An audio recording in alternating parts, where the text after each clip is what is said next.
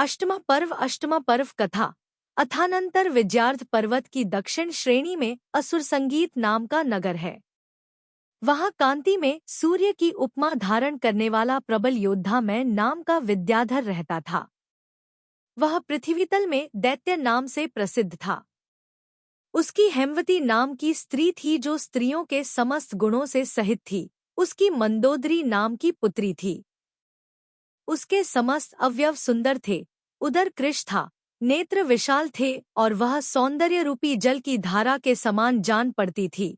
एक दिन नवयौवन से संपूर्ण उस पुत्री को देखकर पिता चिंता से व्याकुल हो अपनी स्त्री से बड़े आदर के साथ बोला कि हे प्रिय पुत्री, मंदोदरी नवयौवन को प्राप्त हो चुकी है। इसे देख मेरी इस विषय की मानसिक चिंता कई गुणी बढ़ गई है। किसी ने ठीक ही कहा है कि संतापरूपी अग्नि को उत्पन्न करने वाले कन्याओं के यौवनारंभ में माता पिता अन्य परिजनों के साथ ही साथ ईंधनपने को प्राप्त होते हैं। इसीलिए तो कन्या जन्म के बाद दुहक से आकुलित है चित्त जिनका, ऐसे विद्वग्जन इसके लिए नेत्ररूपी अंजलि के द्वारा जल दिया करते हैं। अहो, जिन्हें अपरिचित जन आकर ले जाते हैं, ऐसे अपने शरीर से समुत्पन्न संतान पुत्री के साथ जो वियोग होता है वह मर्म को भेदन कर देता है। इसलिए हे प्रिय, कहो यह तारुण्यवती पुत्री हम किसके लिए देवें? गुण, कुल और कांति से कौन वर इसके अनुरूप होगा? पति के ऐसा कहने पर रानी हेमवती ने कहा कि माताएं तो कन्याओं के शरीर की रक्षा करने में ही उपयुक्त होती हैं और उनके दान करने में पिता उपयुक्त होते हैं। जहाँ आपके लिए कन्या देना रुचता हो वहीं मेरे लिए भी रुचेगा, क्योंकि कुलांगनाएं पति के अभिप्राय के अनुसार ही चलती हैं। रानी के ऐसा कहने पर राजा ने मंत्रियों के साथ सलाह की तो किसी मंत्री ने किसी विद्याधर का उल्लेख किया। तदंतर किसी दूसरे मंत्री ने कहा कि इसके लिए इंद्र विद्याधर ठीक होगा, क्योंकि वह समस्त विद्याधरों का अधिपति है और सब विद्याधर उसके विरुद्ध जाने में भयभीत भी रहेंगे। तब राजा मैंने स्वयं कहा कि मैं आप लोगों के मन की बात तो नहीं जानता, पर मुझे जिसे समस्त विद्याएं सिद्ध हुई हैं ऐसा प्रसिद्ध दशानन अच्छा लगता है। निश्चित ही वह जगत में कोई अद्भुत कार्य करने वाला होगा, अन्यथा उसे छोटी ही उम्र में शीघ्र ही अनेक विद्याएं सिद्ध कैसे हो जाती। तदंतर मंत्र करने में निपुण मारीच आदि समस्त प्रमुख मंत्रियों ने बड़े हर्ष के साथ राजा मैं को बात का समर्थन किया। तदंतर महाबलवान मारीच आदि मंत्रियों और भाइयों ने राजा मैं के मन को शीघ्रता से युक्त किया, अर्थात प्रेरणा को कि इस कार्य को शीघ्र ही संपन्न कर लेना चाहिए। तब राजा मैं ने भी विचार किया कि समय बीत जाने से कार्य सिद्ध नहीं हो पाता है। ऐसा विचार कर वह किसी शुभ दिन, जबकि सौम्य ग्रह सामने स्थित थे, क्रूर ग्रह विमुख थे और लग्न मंगलकारी थी, कन्या के साथ पुष्पांतक विमान में बैठकर चला। प्रस्थान करते समय तुरही का मधुर शब्द हो रहा था और स्त्रियां मंगलगीत गा रही थी। बीच बीच में जब तुरही का शब्द बंद होता था तो स्त्रियों के मंगल गीतों से आकाश ऐसा गूंज उठता था मानो शब्दमय ही हो गया हो। दशानन भीम वन में है। यह समाचार पुष्पांतक विमान से उतरकर जो जवान आगे गए थे उन्होंने लौटकर राजा मैं से कहा। तब राजा मैं उस देश के जानकार गुप्तचरों से पता चलाकर भीम वन की ओर चला। वहां जाकर उसने काली घटा के समान वह वन देखा। दशानन के खास स्थान का पता बताते हुए किसी गुप्तचर ने कहा कि हे राजन, जिस प्रकार सम्मेदाचल और कैलास पर्वत के बीच में मंदारुण नाम का वन है, उसी प्रकार वलाहक और संध्यावते नामक पर्वतों के बीच में यह उत्तम वन देखिए कि यह वन स्निग्ध अंधकार की राशि के समान कितना सुंदर मालूम होता है और यहाँ कितने ऊंचे तथा सघन वृक्ष लग रहे हैं। इस वन के मध्य में शंख के समान सफेद बड़े बड़े घरों से सुशोभित जो वह नगर दिखाई दे रहा है, वह शरद ऋतु के बादलों के समूह के समान कितना भला जान पड़ता है। उसी नगर के समीप देखो एक बहुत ऊंचा महल दिखाई दे रहा है, ऐसा महल कि जो अपने शिखरों के अग्रभाग से मानो सौधर्म स्वर्ग को ही छूना चाहता है। राजा मैं की सेना आकाश से उतरकर उसी महल के समीप यथायोग्य विश्राम करने लगी। तदंतर दैत्यों का अधिपति राजा मैं तुरही आदि वादित्र का आडंबर छोड़कर तथा विनीत मनुष्यों के योग्य वेशभूषा धारण कर कुछ आप्तजनों के साथ उस महल के समीप पहुंचा। कन्या मंदोदरी उसके साथ थी। महल को देखते ही राजा मैं का जहां अहंकार छूटा वहां उसे आश्चर्य भी कम नहीं हुआ। तदंतर द्वारपाल के द्वारा समाचार भेजकर वह महल के ऊपर चढ़ा। सावधानी से पैर रखता हुआ जब वह क्रम से 7वें खंड में पहुंचा तब वहां उसने मूर्तिधारिणी वनदेवी के समान उत्तम कन्या देखी। वह कन्या दशानन की बहन चंद्रनखा थी, सो उसने सबका अतिथि सत्कार किया, सो ठीक ही है, क्योंकि कुल के जानकार मनुष्य योग्य उपचार से कभी नहीं चूकते। तदंतर जब मैं सुखकारी आसन पर बैठ गया और चंद्रनखा भी कन्याओं के योग्य आसन पर बैठ चुकी तब विनय दिखाती हुई उस कन्या से मैंने बड़ी नम्रता से पूछा कि हे पुत्री, तू कौन है और किस कारण से इस भयावह वन में रहती है तथा यह बड़ा भारी महल किसका है? इस महल में अकेली रहते हुए तुझे कैसे धैर्य उत्पन्न होता है?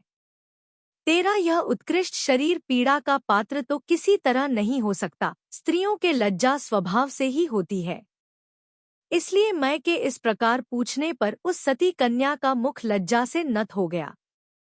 साथ ही वन की हरिणी के समान भोली थी ही धीरे धीरे इस प्रकार बोली कि मेरा भाई दशानन षष्ठोपवास अर्थात तेला के द्वारा इस चंद्रहास खड्ग को सिद्ध कर जिनेंद्र भगवान को वंदना करने के लिए सुमेरु पर्वत पर गया है। दशानन मुझे इस खड्ग की रक्षा करने के लिए कह गया है, सो हे आर्य, मैं चंद्रप्रभ भगवान से सुशोभित इस चैत्यालय में स्थित हूँ। यदि आप लोग दशानन को देखने के लिए आए हैं तो क्षणमात्र यहीं पर विश्राम कीजिए। जब तक उन दोनों में इस प्रकार का मधुर आलाप चल रहा था तब तक आकाश तल में तेज का मंडल दिखाई देने लगा। उसी समय कन्या ने कहा कि जान पड़ता है अपनी प्रभा से सूर्य को निष्प्रभ करता हुआ दशानन आ गया है। बिजली के सहित मेघराशि के समान उस दशानन को निकटवर्ती देख मैं हड़बड़ाकर आसन से उठ खड़ा हुआ। यथायोग्य आचार प्रदर्शित करने के बाद सब पुन आसनों पर आरूढ़ हुए। तलवार की कांति से जिनके शरीर श्यामल हो रहे थे ऐसे मारीच, वज्रमध्य, वज्रनेत्र, नभस्तडित, उग्रनक्र, मरुद्वक्त्र, मेधावी, सारस और शुक आदि मय के मंत्री लोग दशानन को देखकर परम संतोष को प्राप्त हुए और निम्नलिखित मंगल वचन मय से कहने लगे कि हे दैत्यराज, आपकी बुद्धि हम सबसे अधिक श्रेष्ठ है, क्योंकि आपने ही इस पुरुषोत्तम को हृदय में स्थान दिया था। अर्थात हम लोगों का इसकी ओर ध्यान नहीं गया, जबकि आपने इसका अपने मन में अच्छी तरह विचार रखा। मैं से इतना कहकर उन मंत्रियों ने दशानन से कहा कि अहो, तुम्हारा उज्ज्वल रूप आश्चर्यकारी है, तुम्हारा विनय का भार अद्भुत है और तुम्हारा पराक्रम भी अतिशय से सहित है। यह दैत्यों का राजा दक्षिण श्रेणी के असुर गीत नामा नगर का रहने वाला है तथा संसार में मैं नाम से प्रसिद्ध है। यह आपके गुणों से आकर्षित होकर यहाँ आया है, सो ठीक ही है, क्योंकि सज्जन पुरुष किसे दर्शन के लिए उत्कंठित नहीं करते। तब रत्नश्रवा के पुत्र दशानन ने कहा कि आपका स्वागत है। आचार्य कहते हैं कि जो मधुर भाषण है वह सत्पुरुषों की कुलविद्या है। दैत्यों के अधिपति उत्तम पुरुष हैं, जिन्होंने कि हमें प्रेम पूर्वक दर्शन दिए। मैं चाहता हूँ कि ये उचित आदेश देकर इस जन को अनुग्रहित करें। तदंतर मैंने कहा कि हे तात, तुम्हें यह कहना उचित है, क्योंकि जो उत्तम पुरुष हैं वे विरुद्ध आचरण कभी नहीं करते। जिनका चित्त कौतुक से व्याप्त था ऐसे मय के मंत्रियों ने भी दशानन के दर्शन किए और आकुलता से भरे तथा बार बार कहे हुए उत्तम वचनों से उसे आनंदित किया। तदंतर अच्छी भावना से युक्त दशानन ने चंद्रप्रभ जिनालय के महामनोहर गर्भगृह में प्रवेश किया। वहां उसने प्रधान रूप से जिनेंद्र भगवान की बड़ी भारी पूजा को रोमांच उत्पन्न करने वाले अनेक प्रकार के स्तवन पढ़े, हाथ जोड़कर चूड़ामणि से सुशोभित मस्तक पर लगाए और ललाट तट तथा घुटनों से पृथ्वी तल का स्पर्श कर जैनेंद्र भगवान के पवित्र चरणों को देर तक नमस्कार किया। तदंतर परम अभ्युदय को धारण करने वाला दशानन जिन मंदिर से बाहर निकलकर दैत्यराज मय के साथ आसन पर सुख से बैठा। वार्तालाप के प्रकरण में जब वह विद्यार्थ पर्वत पर रहने वाले विद्याधरों का समाचार पूछ रहा था तब मंदोदरी उसके दृष्टिगोचर हुई। मंदोदरी सुंदर लक्षणों से पूर्ण थी, सौभाग्य रूपी मणियों की मानो भूमि थी। उसके चरणकमलों का पृष्ठभाग छोटे किंतु स्निग्ध नखों से ऊपर को उठा हुआ जान पड़ता था। वह जिन उरुओं से सुशोभित थी वे केले के स्तंभ के समान थे, कामदेव के तर्कस के समान जान पड़ते थे अथवा सौंदर्य रूपी जल के प्रवाह के समान मालूम होते थे। वह जिस नितंब को धारण कर रही थी वह योग्य विस्तार से सहित था, ऊंचा उठा था, कामदेव के सभामंडप के समान जान पड़ता था और कुछ ऊंचे उठे हुए कूल्हों से मनोहर था। उसकी कमर वज्र के समान मजबूत अथवा हीरा के समान देदीप्यमान थी। लज्जा के कारण उसका मुख नीचे की ओर था, स्वर्ण कलश के समान उसके स्तन थे और शिरीष के फूलों की माला के समान कोमल उसकी दोनों भुजाएं थी। उसकी गर्दन शंख जैसी रेखाओं से सुशोभित तथा कुछ नीचे की ओर झुकी थी। मुख पूर्ण चंद्रमा के समान था और नाक तो ऐसी जान पड़ती थी मानो नेत्रों की कांतिरूपी नदी के बीच में पुल ही बांध दिया गया हो। उसके स्वच्छ कपोल ओठों की लाल लाल कांति से व्याप्त थे तथा उसकी आवाज वीणा, भ्रमर और उन्मत्त कोयल की आवाज के समान थी। उसकी दृष्टि कामदेव की दूती के समान थी और उससे वह दिशाओं में नील कमल, लाल कमल तथा सफेद कमलों का समूह ही मानो बिखेरती थी। उसका ललाट अष्टमी के चंद्रमा के समान था, कान सुंदर थे तथा चिकने, काले और बारीक बाल थे। वह मुख तथा चरणों की शोभा से चलती फिरती कमलिनी को, हाथों की शोभा से हस्तिनी को तथा गति और विभ्रम के द्वारा क्रमश हंसी और सिंहनी को जीत रही थी। विद्याओं ने दशानन का आलिंगन प्राप्त कर लिया और मैं ऐसी ही रह गई। इस प्रकार ईर्ष्या को धारण करती हुई लक्ष्मी ही मानो कमल रूपी घर को छोड़कर मंदोदरी के बहाने आ गई थी।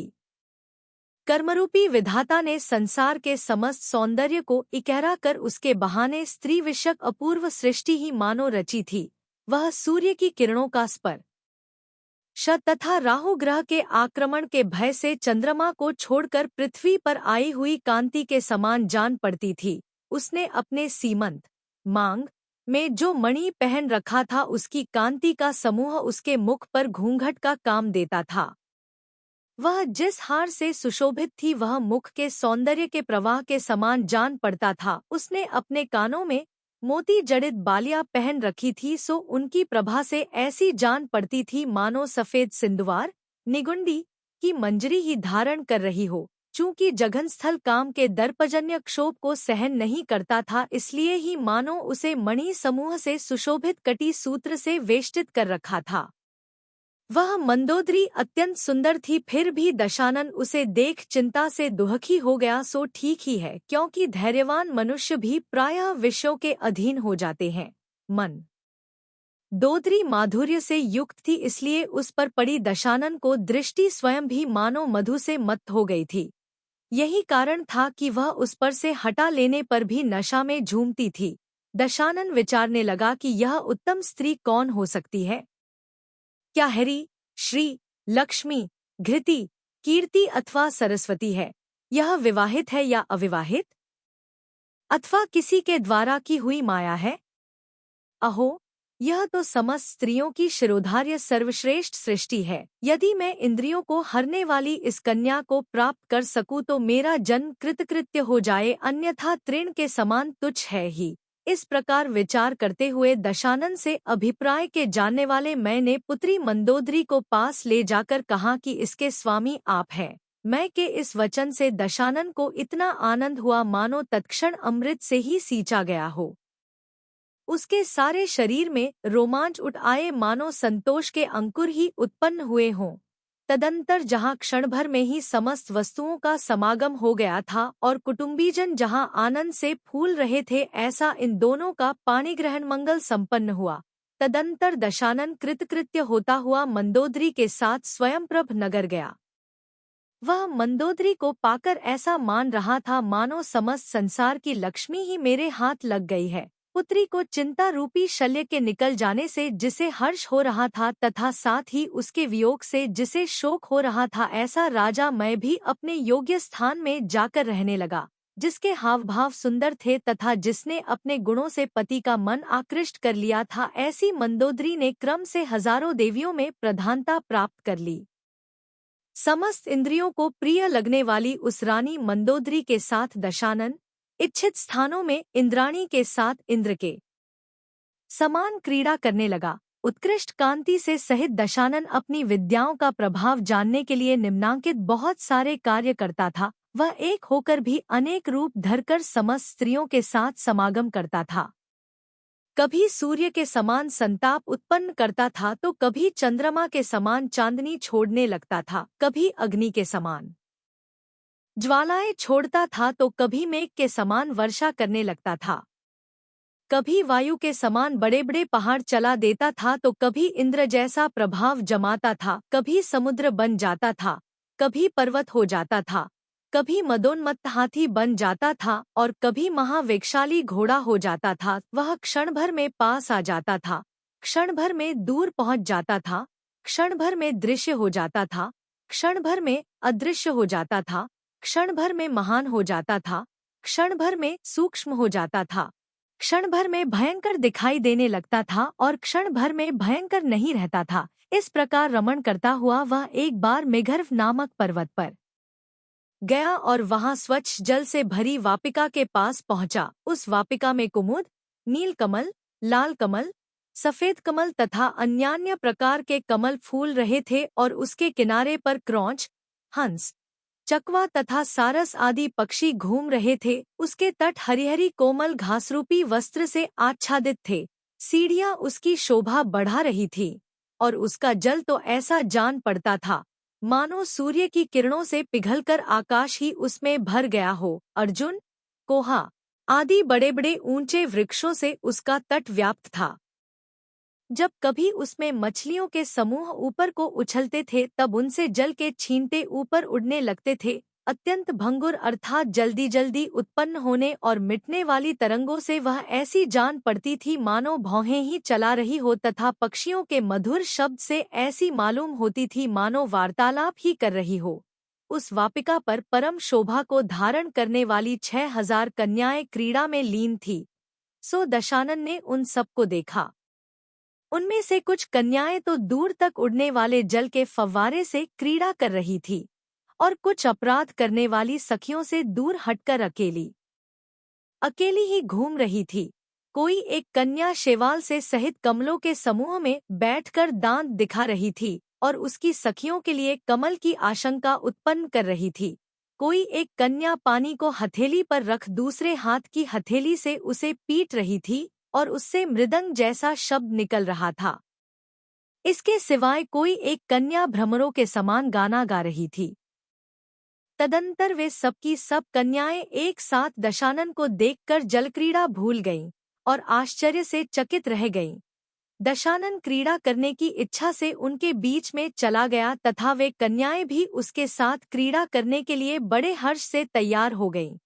क्रीड़ा करते करते ही वे सब कन्याएं एक साथ काम के बाणों से आहत घायल हो गईं और दशानन पर उनकी दृष्टि ऐसी बंधी कि वह फिर अन्यत्र संचार नहीं कर सकी।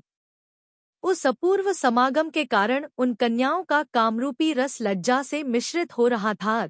उनका मन डोला पर आरूढ़ हुए के समान अत्यंत आकुल हो रहा था। अब उन कन्याओं में जो मुख्य हैं, उनके नाम सुनो। राजा सुर सुंदर से सर्वश्री नाम की स्त्री में उत्पन्न हुई पद्मावती नाम को शुभ कन्या थी। उसके नेत्र किसी बड़े नीलकमल की कलिका के समान थे।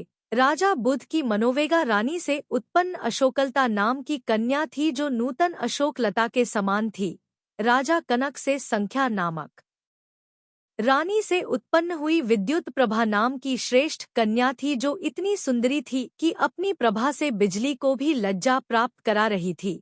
ये कन्याएं महाकुल में उत्पन्न हुई थी और शोभा से उन सब में श्रेष्ठ थीं।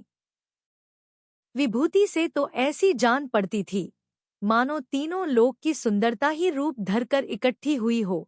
उक्त तीनों कन्याएं अन्य समस्त कन्याओं के साथ दशानन के समीप आईं सो ठीक ही है, क्योंकि लज्जा तभी तक सही जाती है जब तक कि काम की वेदना असह्य न हो उठे।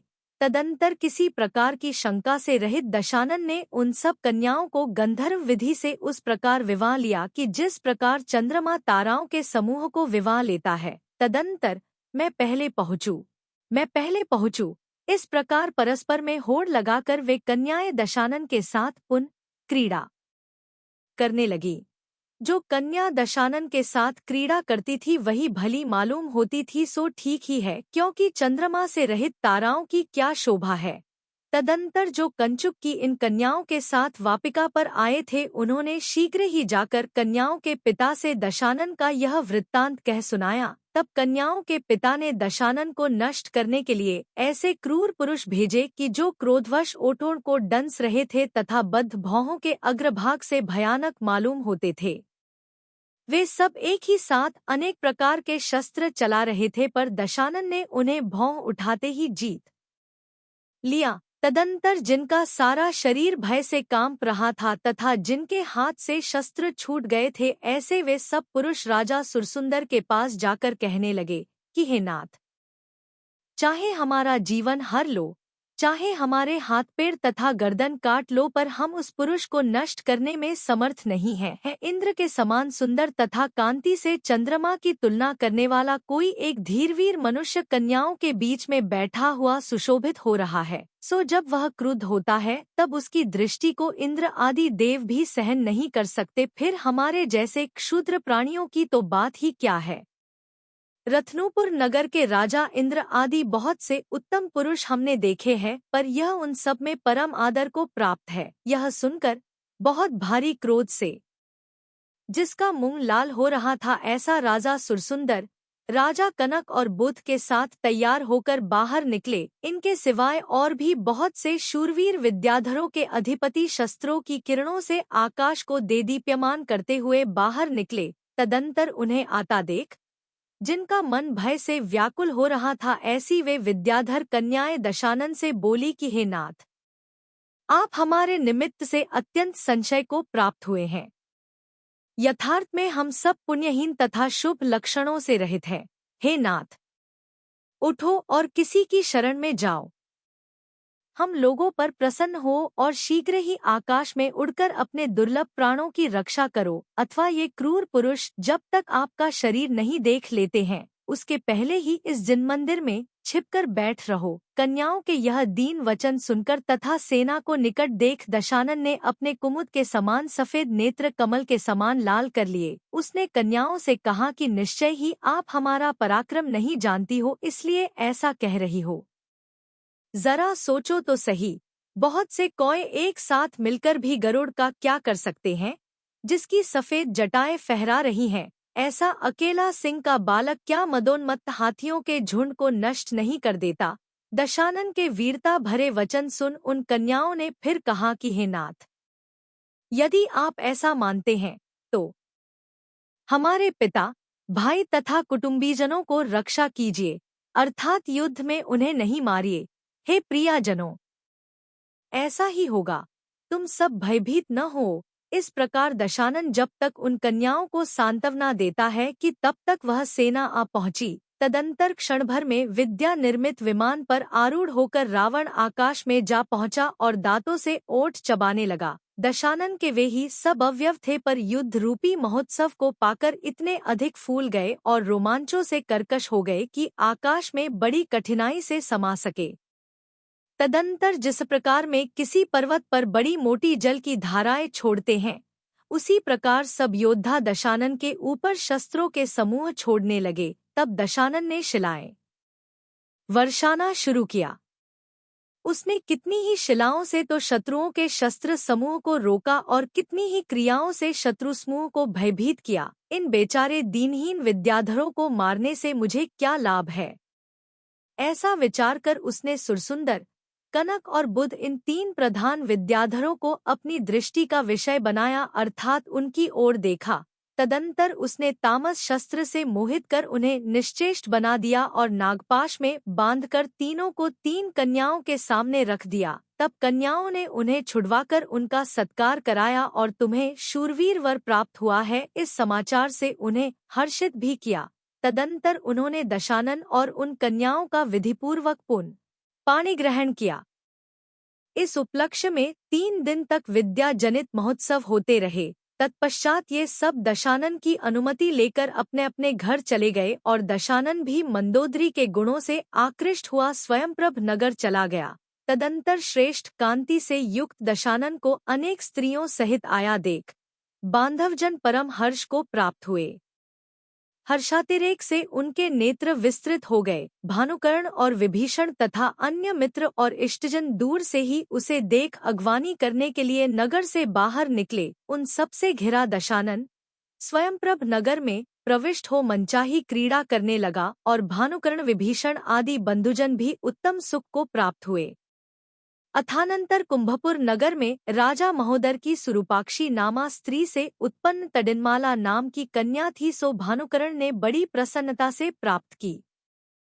सुंदर हाव भाव दिखाने वाली तडिन्माला के साथ भानुकर्ण रतिरूपी सागर में निमग्न हो गया। एक बार कुंभपुर नगर पर किसी प्रबल शत्रु ने आक्रमण कर हल्ला मचाया, तब श्वसुर के स्नेह से भानुकर्ण के कान कुंभपुर पर पड़े, अर्थात वहां के दोहक भरे शब्द इसने सुने। तब से संसार में इसका कुंभकर्ण नाम प्रसिद्ध हुआ।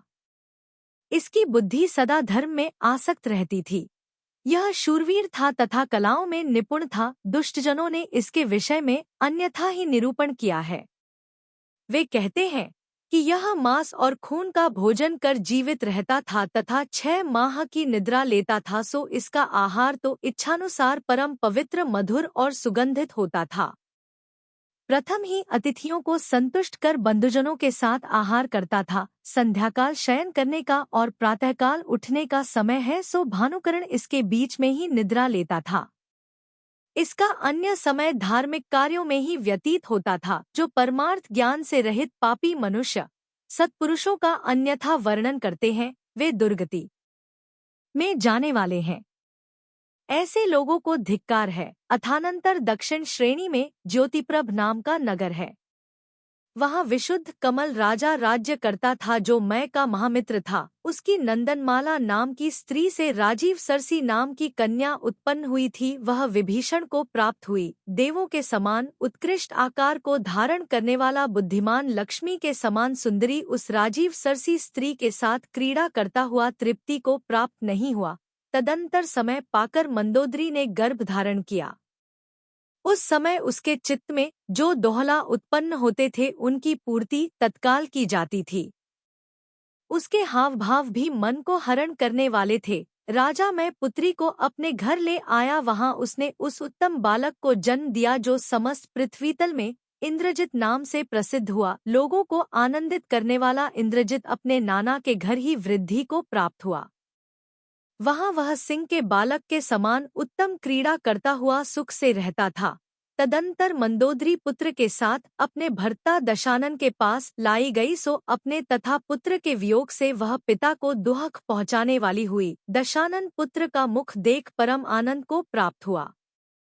यथार्थ में पुत्र से बढ़कर प्रीति का और दूसरा स्थान नहीं है। कालक्रम से मंदोदरी ने फिर गर्भ धारण किया, सो पुनः पिता के समीप भेजी गई। अब की बार वहां उसने सुखपूर्वक मेघवाहन नामक पुत्र को जन्म दिया।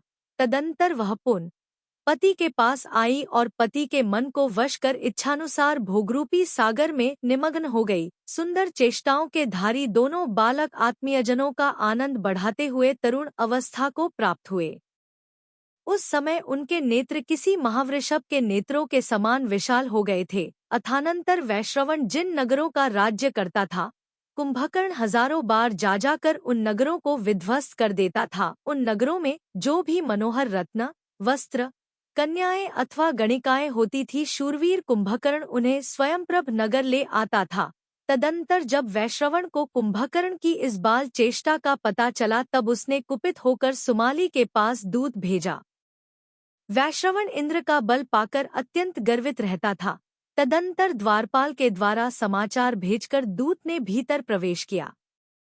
दूत लोकाचार के अनुसार योग्य विनय को प्राप्त था। दूत का नाम वाक्यालंकार था, सो उसने दशानन के समक्ष ही सुमाली से इस प्रकार क्रम से कहना शुरू किया, जिनकी कीर्ति समस्त संसार में फैल रही है। ऐसे वैश्रवण महाराज ने आपसे जो कहा है उसे चित्त में धारण करो। उन्होंने कहा है कि तुम पंडित हो, कुलीन हो, लोक व्यवहार के ज्ञाता हो, महान हो, अकार्य के समागम से भयभीत हो और सुमार्ग का उपदेश देने वाले हो।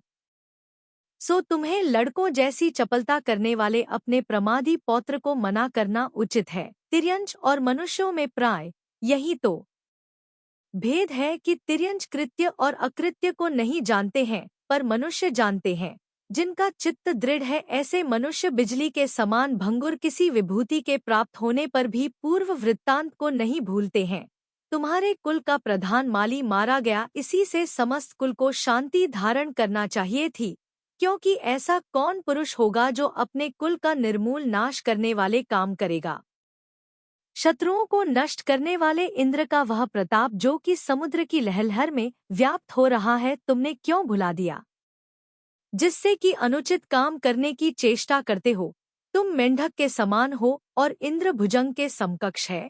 सो तुम इंद्ररूपी भुजंग के उस मुखरूपी बिल में क्रीड़ा कर रहे हो जो दाढ़रूपी कंटकों से व्याप्त है तथा विषरूपी अग्नि के तिलगे छोड़ रहा है। यदि तुम इस चोर बालक पर नियंत्रण करने में समर्थ नहीं हो तो आज ही मुझे सौंप दो, मैं स्वयं इसका नियंत्रण करूंगा। यदि तुम ऐसा नहीं करते हो तो अपने पौत्र को जेलखाने के अंदर बेड़ियों से बद्ध तथा अनेक प्रकार को यातना सहते हुए देखोगे। जान पड़ता है कि तुमने अलकारोद्यपुर पाताल लंका को छोड़कर बहुत समय तक बाहर रह लिया है, अब फिर से उसी बिल में प्रवेश करना चाहते हो। यह निश्चित समझ लो कि मेरे या इंद्र के कुपित होने पर पृथ्वी में तुम्हारा कोई शरण नहीं है। जिस प्रकार जरासी हवा चलने से पानी का बबूला नष्ट हो जाता है, उसी प्रकार तुम भी नष्ट हो जाओगे। तदंतर उस दूत के कठोर वचन रूपी वायु के वेग से जिसका मनरूपी जल आघात को प्राप्त हुआ था, ऐसा दानरूपी महासागर परम क्षोभ को प्राप्त हुआ। दूत के वचन सुनते ही दशानन की ऐसी दशा हो गई मानो किसी ने उसके अंग पकड़कर झकझोर दिया हो। उसके प्रत्येक अंग से पसीना छूटने लगा और उसकी अत्यंत लाल दृष्टि ने समस्त आकाश को लिप्त कर दिया। तदंतर आकाश में गूंजने वाले स्वर से दिशाओं को बहरा करता हुआ दशानन प्रतिध्वनि से हाथियों को मदरहित करता हुआ बोला कि यह वैश्रवण कौन है, अथवा इंद्र कौन कहलाता है, जो कि हमारी वंश परंपरा से चली आई नगरी पर अधिकार किए बैठा है। निर्लज्ज नीच पुरुष अपने भृत्यों के सामने इंद्र जैसा आचरण करता है, सो मानो कौआबाज बन रहा है और श्रगाल अष्टापद के समान आचरण कर रहा है। अरे कुदूत, हमारे सामने निशंक होकर कठोर वचन बोल रहा है, सो मैं अभी क्रोध के लिए तेरे मस्तक की बलि चढ़ाता हूँ। यह कहकर उसने म्यान से तलवार खींची, जिससे आकाश रूपी सरोवर ऐसा दिखने लगा मानो नीलकमल रूपी वन से ही व्याप्त हो गया हो। दशानन की वह तलवार हवा से बात कर रही थी, क्रोध से मानो काँप रही थी। ऐसी जान पड़ती थी मानो तलवार का रूप धरकर यमराज ही वहां आया हो, अथवा मानो हिंसा का बेटा ही हो। दशानन ने वह तलवार ऊपर को उठाई ही थी कि विभीषण ने बीच में आकर रोक दिया और बड़े आदर से इस प्रकार समझाया कि जिसने अपना शरीर बेच दिया है और जो तोते के समान कहीं बात को ही दोहराता हो, ऐसे इस पापी दीनहीन भृत्य का अपराध क्या है। दूत जो कुछ वचन बोलते हैं, सो पिशाच की तरह हृदय में विद्यमान अपने स्वामी से प्रेरणा पाकर ही बोलते हैं। यथार्थ में दूत यंत्र में पुरुष के समान पराधीन है। इसलिए हे आर्य, प्रसन्न हो और दुखी प्राणी पर दया करो। क्षुद्र का वध करने से संसार में अकीर्ति ही फैलती है। आपकी तलवार तो शत्रुओं के ही सिर पर पड़ेगी, क्योंकि गरुड़ जल में रहने वाले निर्विष सांपों को मारने के लिए प्रवृत्त नहीं होता। इस प्रकार न्यायनीति को जानने वाले सत्पुरुष विभीषण सदुपदेश रूपी जल से जब तक दशानन की क्रोधाग्नि को शांत करता है, तब तक अन्य लोगों ने उस दूत के पैर खींचकर उसे सभाभवन से शीघ्र ही बाहर निकाल दिया। आचार्य कहते हैं कि दुहक के लिए ही जिसकी रचना हुई है, ऐसे भृत्य को धिक्कार हो। दूत ने जाकर अपनी यह सब दशा वैश्रवण को बतला दी और दशानन के मुख से निकली वह अभद्र वाणी भी सुना दी। दूत के वचनरूपी ईंधन से वैश्रवण की क्रोधाग्नि भभक उठी, इतनी भभकी कि वैश्रवण के मन में मानो समा नहीं सकी। इसलिए उसने भृत्यजनों के चित्त में बांट दी अर्थात दूत के वचन सुनकर वैश्रवण कुपित हुआ और साथ ही उसके भृत्य भी बहुत कुपित हुए। उसने तुरही के कठोर शब्दों से युद्ध की सूचना करवा दी, जिससे मणिभद्र आदि योद्धा शीघ्र ही युद्ध के लिए तैयार हो गए। तदंतर जिनके हाथों में कृपाण, भाले तथा चक्र आदि शंख सुशोभित हो रहे थे, ऐसे यक्षरूपी योद्धाओं से घिरा हुआ वैश्रवण युद्ध के लिए निकला। इधर अंजनगिरी का आकार धारण करने वाले बड़े बड़े काले हाथियों, संध्या की लालिमा से युक्त मेघों के समान दिखने वाले बड़े बड़े रथों, जिनके दोनों ओर चमर ढुल रहे थे तथा जो वेग से वायु को जीत रहे थे, ऐसे घोड़ों, देव भवन के समान सुंदर तथा ऊंची उड़ान भरने वाले विमानों तथा जो घोड़े, विमान, हाथी और रथ सभी को उल्लंघन कर रहे थे, अर्थात इन सबसे आगे बढ़कर चल रहे थे, जिनका प्रताप बहुत भारी था, जो अधिकता के कारण एक दूसरे को धक्का दे रहे थे तथा समुद्र के समान गरज रहे थे, ऐसे पैदल सैनिकों और भानुकर्ण आदि भाइयों के साथ महाबलवान दशानन पहले से ही बाहर निकलकर बैठा था। युद्ध का निमित्त पाकर दशानन के हृदय में बड़ा उत्सवोल्लास हो रहा था। तदंतर गुंज नामक पर्वत के शिखर पर दोनों सेनाओं का समागम हुआ। ऐसा समागम कि जिसमें शस्त्रों के पड़ने से अग्नि उत्पन्न हो रही थी। तदंतर तलवारों की खनखनाहट, घोड़ों की हिनहिनाहट, पैदल सैनिकों की आवाज, हाथियों की गर्जना, परस्पर के समागम से उत्पन्न रथों की सुंदर चीत्कार, तुरही की बुलंद आवाज और बाणों की सनसनाहट से उस समय कोई मिश्रित विलक्षण ही शब्द हो रहा था। उसकी प्रतिध्वनि आकाश और पृथ्वी के बीच गूंज रही थी तथा योद्धाओं में उत्तम मद उत्पन्न कर रही थी।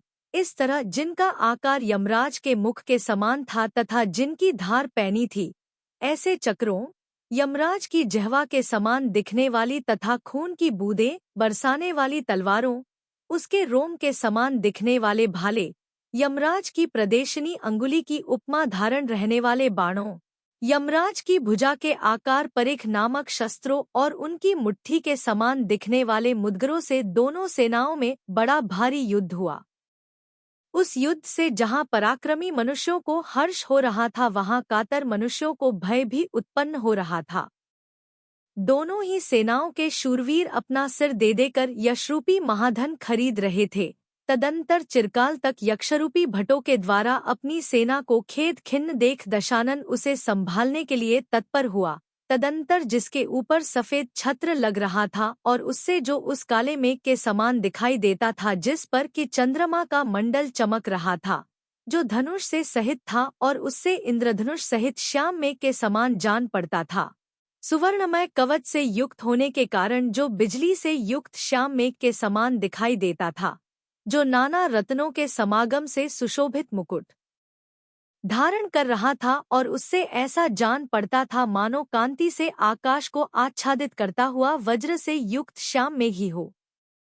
ऐसे दशानन को आता हुआ देख यक्षों की आंखें चौंधिया गईं, उनका सब ओज नष्ट हो गया। युद्ध से विमुख हो भागने की चेष्टा करने लगे और क्षण भर में उनका युद्ध का अभिप्राय समाप्त हो गया।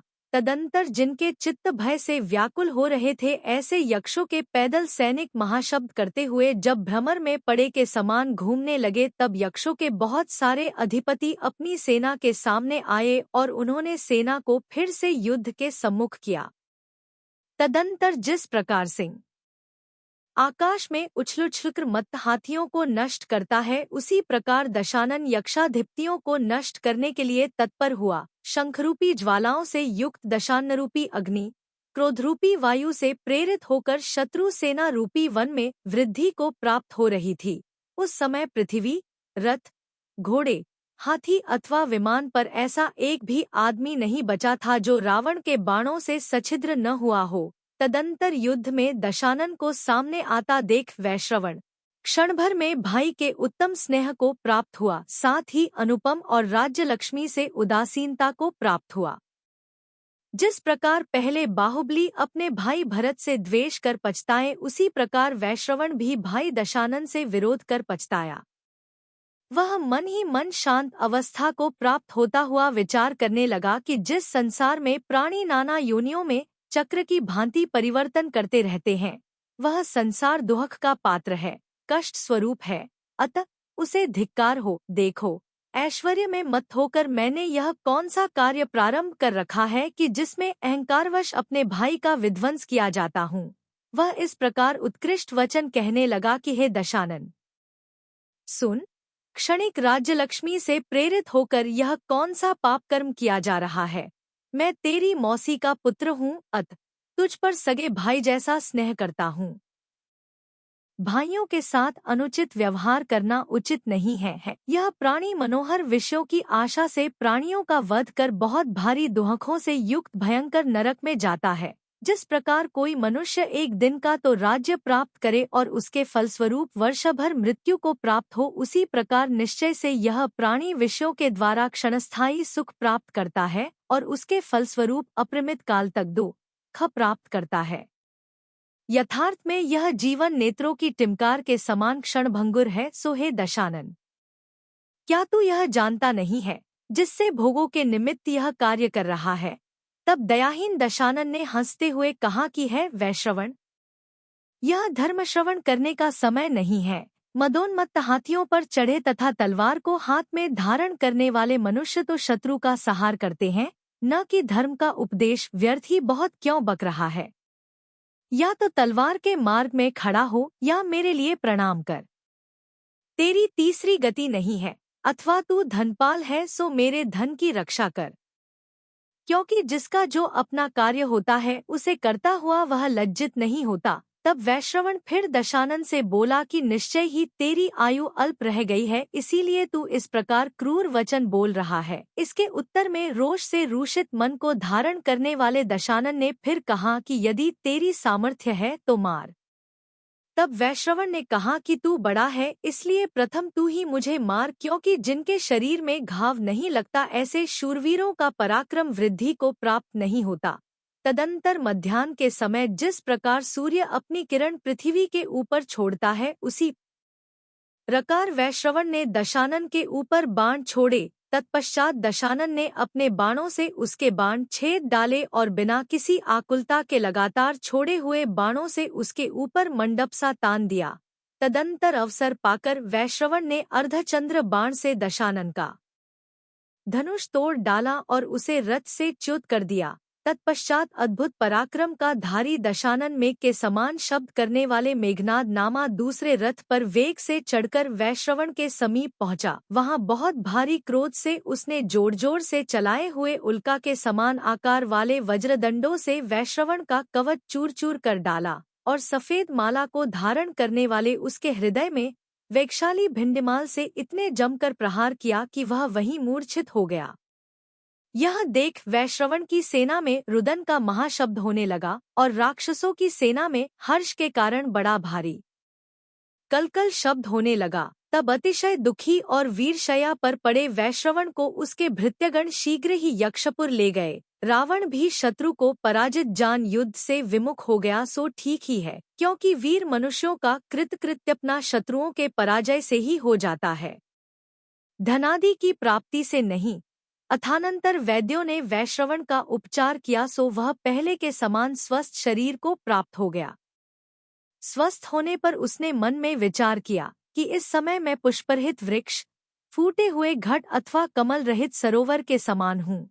जब तक मनुष्य मान को धारण करता है तभी तक संसार में जीवित रहते हुए उसे सुख होता है। इस समय मेरा वह मान नष्ट हो गया है, इसलिए मुक्ति प्राप्त करने के लिए प्रयत्न करता हूँ। चूंकि यह विषयजन्य सुख अनित्य है, थोड़ा है, सांतराय है और दुहकों से सहित है, इसलिए सत्पुरुष उसकी चाह नहीं रखते। इसमें किसी का अपराध नहीं है। यह तो प्राणियों ने अन्य जन्म में जो कर्म कर रखे हैं उन्हीं की समस्त चेष्टा है। दुहक अथवा सुख के दूसरे लोग निमित्त मात्र, इसलिए संसार की स्थिति के जानने वाले विद्वान उनसे कुपित नहीं होते हैं, अर्थात निमित्त के प्रति हर्ष विषाद नहीं करते हैं। वह दशानन मेरा कल्याणकारी मित्र है कि जिसने मुझ दुर्बुद्धि को गृहवास रूपी महाबंधन से मुक्त करा दिया। भानुकर्ण भी इस समय मेरा परम हितैषी हुआ है कि जिसके द्वारा किया हुआ संग्राम मेरे परम वैराग्य का कारण हुआ है। इस प्रकार विचार कर उसने दिगंबरी दीक्षा धारण कर ली और समीचीन तप की आराधना कर परम धाम प्राप्त किया। इधर दशानन भी अपने कुल के ऊपर जो परापवरूपी मैल जमा हुआ था उसे धोकर पृथ्वी में सुख से रहने लगा तथा समस्त बंधुजनों ने उसे अपना शिरपौर माना। अथानंतर वैश रवण का जो पुष्पक विमान था उसे रावण के भृत्यजन रावण के समीप ले आए। वह पुष्पक विमान अत्यंत सुंदर था। वैश्रवण उसका स्वामी था। उसके शिखर में नाना प्रकार के रत्न जड़े हुए थे। झरोखे उसके नेत्र थे। उसमें जो मोतियों की झालर लगी थी उससे निर्मल कांति का समूह निकल रहा था और उससे वह ऐसा जान पड़ता था मानो स्वामी का वियोग हो जाने के कारण निरंतर आंसू ही छोड़ता रहता हो। उसका अग्रभाग पद्मराग मणियों से बना था, इसलिए उसे धारण करता हुआ वह ऐसा जान पड़ता था मानो शोक के कारण उसने हृदय को बहुत कुछ पीटा था, इसीलिए वह अत्यंत लालिमा को धारण कर रहा था।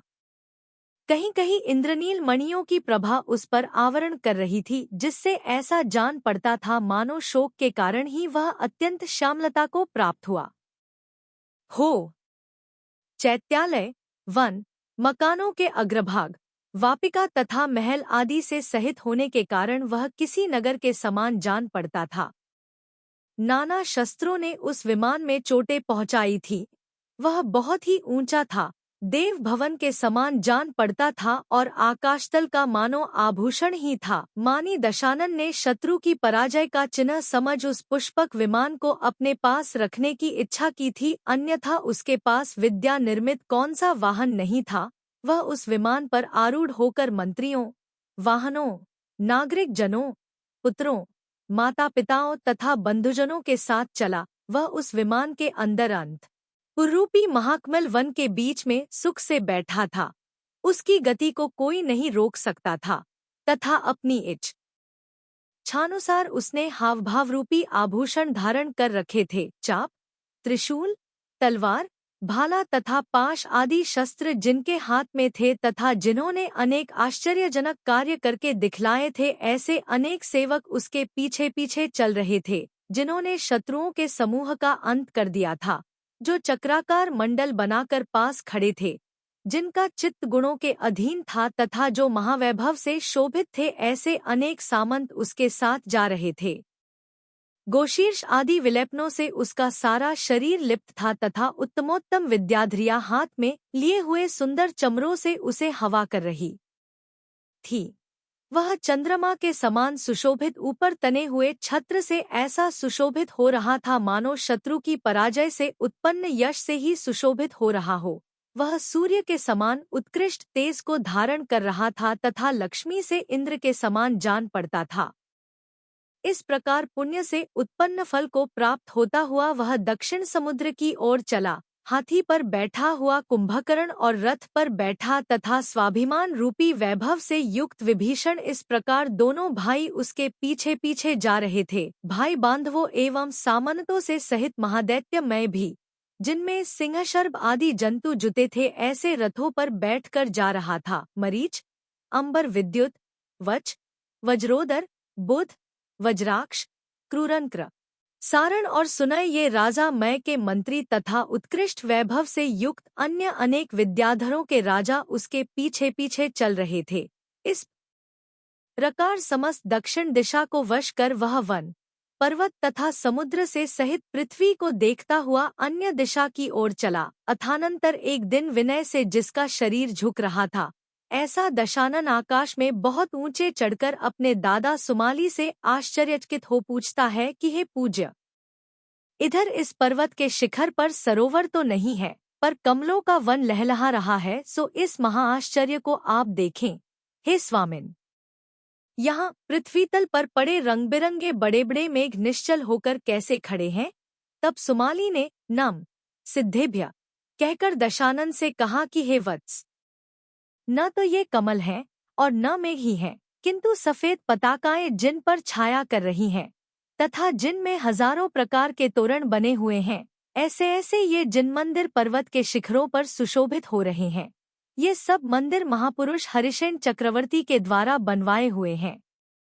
हे वत्स, तू इन्हें नमस्कार कर और क्षण भर में अपने हृदय को पवित्र कर तदंतर वैश्रवण का मानमर्दन करने वाले दशानन ने वहीं खड़े रहकर जिनालयों को नमस्कार किया और आश्चर्यचकित हो सुमाली से पूछा कि पूज्यवर, हरिशेन का ऐसा क्या महात्म्य था कि जिससे आपने उनका इस तरह कथन किया है?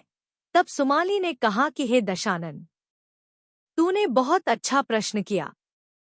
अब पाप को नष्ट करने वाला हरिशेन का चरित्र सुन। काम्पिल्य नगर में अपने यश के द्वारा समस्त संसार को व्याप्त करने वाला सिंहध्वज नाम का एक बड़ा राजा रहता था। उसकी वपरा नाम की पटरानी थी जो स्त्रियों के योग्य गुणों से सुशोभित थी तथा अपने सौभाग्य के कारण सैकड़ों रानियों में आभूषणना को प्राप्त थी। उन दोनों से परम अभ्युदय को धारण करने वाला हरिशन नाम का पुत्र हुआ। वह पुत्र उत्तमोत्तम 64 लक्षणों से युक्त था तथा पापों को नष्ट करने वाला था। किसी एक समय अष्टानिक महोत्सव आया सो धर्मशील वपरा रानी ने नगर में जिनेंद्र भगवान का रथ निकलवाना चाहा। राजा सिंहध्वज की महालक्ष्मी नामक दूसरी रानी थी जो कि सौभाग्य के गर्व से सदा विह्वल रहती थी। अनेक खोटी चेष्टाओं से भरी महालक्ष्मी वपरा की सौत थी, इसलिए उसने उसके विरुद्ध आवाज उठाई कि पहले मेरा ब्रह्मरथ नगर की गलियों में घूमेगा। उसके पीछे वपरा रानी के द्वारा बनवाया हुआ जैनरथ घूम सकेगा। यह सुनकर वपरा को इतना दुहक हुआ कि मानो उसके हृदय में वज्र की ही चोट लगी हो। दुहक से संतप्त होकर उसने प्रतिज्ञा की कि यदि मेरा यह रथ नगर में पहले घूमेगा तो मैं पूर्व की तरह पुन आहार करूंगी, अन्यथा नहीं। यह कहकर उसने प्रतिज्ञा के चिन्ह स्वरूप वेणी बांध ली और सब काम छोड़ दिया। उसका मुखकमल शोक से मुरझा गया। वह निरंतर मुख से श्वास और नेत्रों से आंसू छोड़ रही थी। माता को ऐसी दशा देख हरिशेन ने कहा कि हे मात, जिसका पहले कभी स्वप्न में भी तुमने सेवन नहीं किया वह अमांगलिक रुदन तुमने क्यों प्रारंभ किया? अब बस करो और रुदन का कारण कहो। तदंतर माता का कहा कारण सुनकर हरिशेन ने इस प्रकार विचार किया कि हो, मैं क्या करूं? यह बहुत भारी पीड़ा प्राप्त हुई है, सो पिता से इसे कैसे कहूं? वह पिता है और यह माता है, दोनों ही मेरे लिए परम गुरु हैं। मैं किसके प्रति द्वेष करूं? आश्चर्य है कि मैं बड़े संकट में आ पड़ा हूं। कुछ भी हो पर मैं रुदन करती माता को देखने में असमर्थ हूं। ऐसा विचार कर वह महल से निकल पड़ा और हिंसक जंतुओं से भरे हुए वन में चला गया। वहां वह निर्जन वन में मूल फल आदि खाता और सरोवर में पानी पीता हुआ निर्भय हो घूमने लगा। हरिशेन का ऐसा रूप था कि उसे देखकर दुष्ट पशु भी क्षण भर में उपशम भाव को प्राप्त हो जाते थे। सो ठीक ही है, क्योंकि भव्य जीव किसे नहीं प्रिय होता है। निर्जन वन में ही जब हरिशेन को माता के द्वारा किए हुए रुदन की याद आती थी तब वह अत्यंत दुखी हो उठता था। माता ने गदगद कंठ से जो भी प्रलाप किया वह सब स्मरण आने पर उसे बहुत कुछ बाधा पहुंचा रहा था। कोमल चित्त से निरंतर भ्रमण करने वाले हरिशेन को वन के भीतर एक से एक बढ़कर मनोहर स्थान मिलते थे, पर उनमें उसे धैर्य प्राप्त नहीं होता था। क्या यह वनदेव है? इस प्रकार की भ्रांति वह निरंतर करता रहता था और हरिणियां उसे दूर तक आंख फाड़ फाड़ कर देखती रहती थी। इस प्रकार घूमता हुआ हरिशेन जहां वन में प्राणी परस्पर का वैरभाव दूर छोड़कर शांति से रहते थे, ऐसे अंगिरस ऋषि के शिष्य शतमन्यु के आश्रम में पहुंचा। अथानंतर एक कालकल्प नाम का राजा था जो महाभयंकर, महाप्रतापी और बहुत बड़ी सेना को धारण करने वाला था। सो उसने चारों ओर से चंपानगिरी को घेर लिया। चंपा का राजा जन्मेजय जब तक उसके साथ युद्ध करता है तब तक पहले से बनवाई हुई लंबी सुरंग से माता नागवती अपनी पुत्री के साथ निकलकर शतमन्यु ऋषि के उस आश्रम में पहले से ही पहुंच गई थी। वहां नागवती की पुत्री सुंदर रूप से सुशोभित हरिशेन को देखकर शरीर में बेचैनी उत्पन्न करने वाले कामदेव के बाणों से घायल हो गई। तदंतर पुत्री को अन्यथा देख नागवती ने कहा कि हे पुत्री, सावधान रह। तू महामुनि के वचन स्मरण कर। सम्यक ज्ञान रूपी चक्षु को धारण करने वाले मुनिराज ने पहले कहा था कि तू चक्रवर्ती का स्त्री रत्न होगी।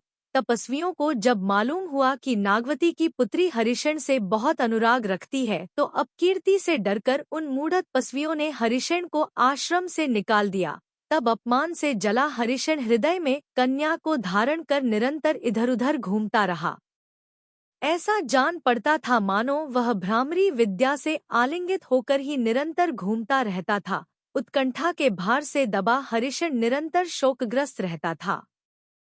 उसे भोजन में, न पुष्प और पल्लवों से निर्मित शय्या में, न फलों के भोजन में, न सरोवर का जल पीने में, न गांव में, न नगर में और न मनोहर निकुंजों से युक्त उपवन में धीरज प्राप्त होता था। कमलों के समूह को वह दावानल के समान देखता था और चंद्रमा की किरणें उसे वज्र की सुई के समान जान पड़ती थी।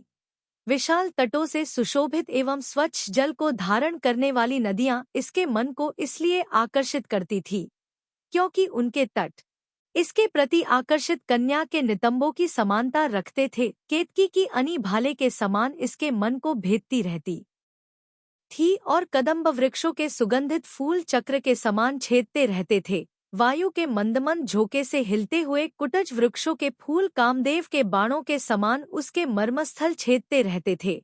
हरिशन ऐसा विचार करता रहता था कि यदि मैं उस स्त्री रत्न को पा सका तो संदेह माता का शोक दूर कर दूंगा।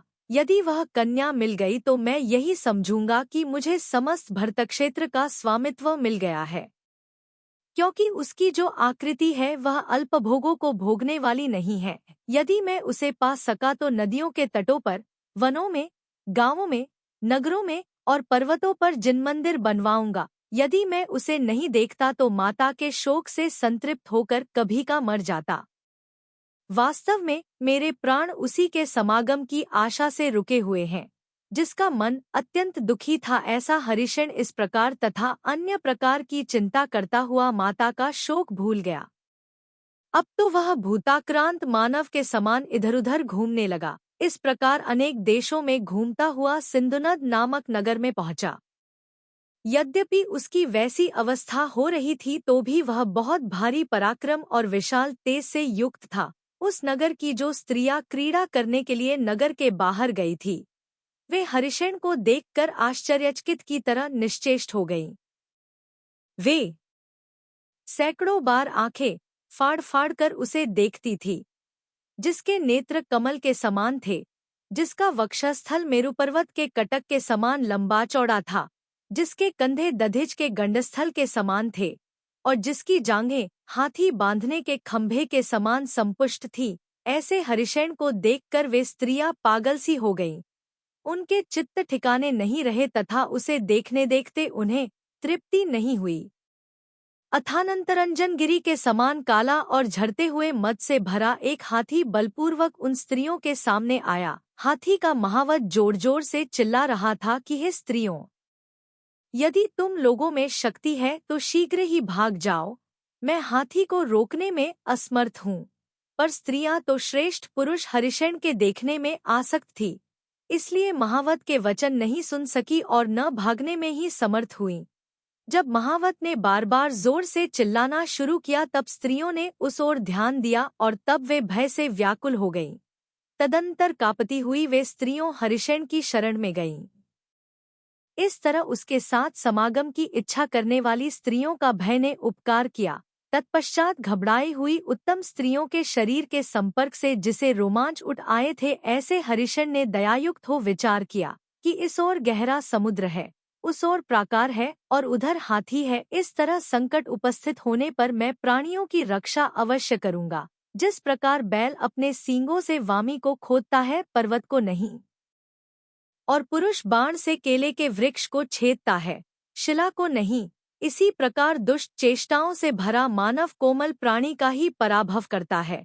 कठोर प्राणी को दुहक पहुंचाने की वह इच्छा भी नहीं करता। वे तपस्वी तो अत्यंत दीन थे, इसलिए मैंने उन पर क्षमा धारण की थी। उन तपस्वियों ने आश्रम से निकालकर यद्यपि अपराध किया था, पर उनकी वृत्ति हिरणों के समान दीन थी। साथ ही वे गुरुओं के घर रहते थे, इसलिए उन पर क्षमा धारण करना अत्यंत श्रेष्ठ था।